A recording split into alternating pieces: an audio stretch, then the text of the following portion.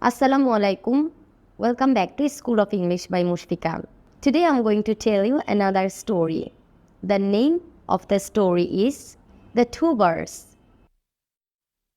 The Two Birds. There was once a peacock. এক সময় একটা ময়ূর ছিল. He was very proud. সে খুব গর্বিত ছিল. Every day he looked at himself in the pond and said, "Oh, I'm so beautiful." প্রতিদিন সে পুকুরের পানিতে নিজেকে দেখত আর ভাবতো বলতো, আমি খুব সুন্দর। I have such bright feathers. আমার পালকগুলো খুব উজ্জ্বল। Is there anybody like me?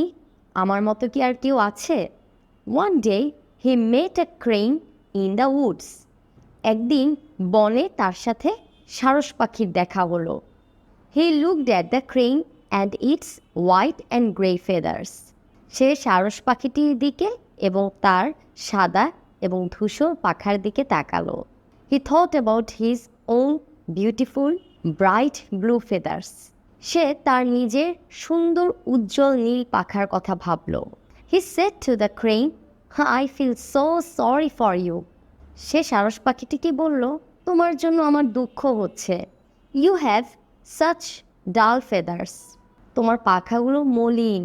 You don't have bright feathers. তোমার উজ্জ্বল পাখা নেই। Look at my feathers. Aren't they beautiful? আমার পাখাগুলোর দিকে তাকাও, এগুলো সুন্দর না? The peacock turned in a circle to show off his feathers. ময়ূরটি তার পাখাগুলো ভালোভাবে দেখানোর জন্য গোল করে ঘুরল। The crane listened to the peacock. সারস পাখিটি ময়ূরের কথা সব শুনল। Then he said, Well, you look brighter and more beautiful than me. সে বলল, ভালো, তুমি আমার চেয়ে বেশি উজ্জ্বল এবং বেশি সুন্দর। But you cannot fly high up in the sky as I can.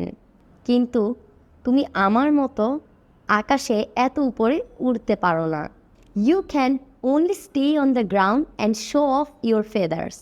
তুমি কেবল মাটিতেই থাকো এবং তোমার পাখাগুলো দেখাও। After listening this, the peacock became silent. এটা শোনার পর ময়ূরটি চুপ হয়ে গেল। He realized his mistake. সে তার ভুল বুঝতে পারল। Actually, each one of us has things to be proud of.